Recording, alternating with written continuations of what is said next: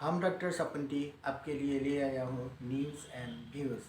पिछले कई महीनों से मणिपुर का परिस्थिति अशांतिमय हो रहा है।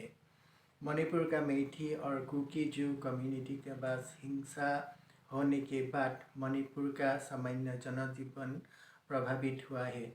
मणिपुर का हिंसा नहीं रुकने के वजह से मणिपुर का पूर्व मुख्यमंत्री एन बीरेन सिंह का पदत्याग करना पड़ा।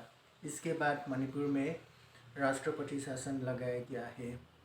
राष्ट्रपति शासन लगाने के बाद पहली बार केंद्रीय गृह मंत्री ने 1 मार्च को एक उच्च स्तरीय बैठक बुलाई है। इस बैठक में मणिपुर के राज्यपाल अजय कुमार भल्ला, गृह मंत्रालय का वरिष्ठ अधिकारी, मणिपुर सरकार का वरिष्ठ अधिकारी और सभी सिक्योरिटी एजेंसी का टॉप ऑफिशियल ने हिस्सा लिया है।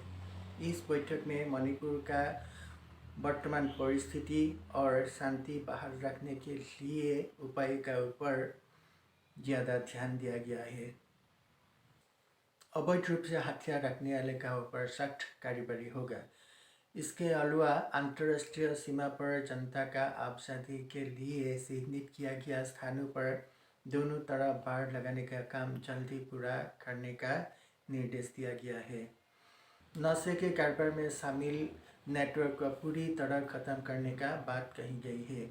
मणिपुर में मेइती कम्युनिटी को हाईकोर्ट ने एसटी का दर्जा देने के बाद कहे जाने पर कुकी जो कम्युनिटी ने जमकर विरोध की थी और ये विरोध हिंसक हो गई थी।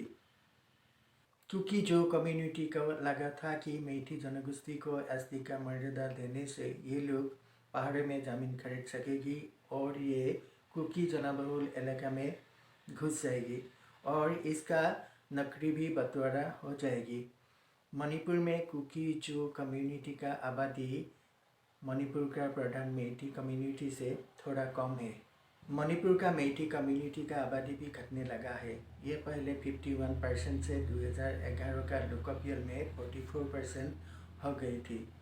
मणिपुर का अशांति का और एक बड़ा कारण है यहाँ का नस्ली पदार्थों का कारोबार यानी ड्रग्स बिजनेस।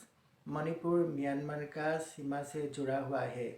ये गोल्डन ट्रायंगल का नज़दीक है। गोल्डन ट्रायंगल म्यांमार, थाईलैंड और लाओस का बीच है।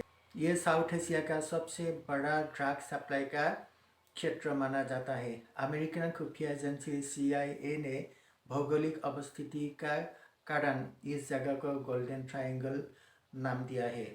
मणिपुर और म्यांमार का इंटरनेशनल सीमा पर एक अलग ही व्यवस्था कायम है। इसको FMR कहते हैं यानी फ्री मूवमेंट रीजन।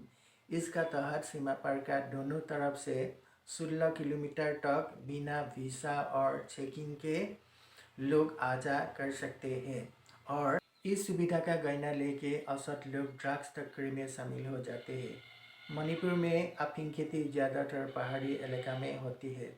इसमें कुकी चिन जो कम्युनिटी प्रमुख रूप से शामिल है।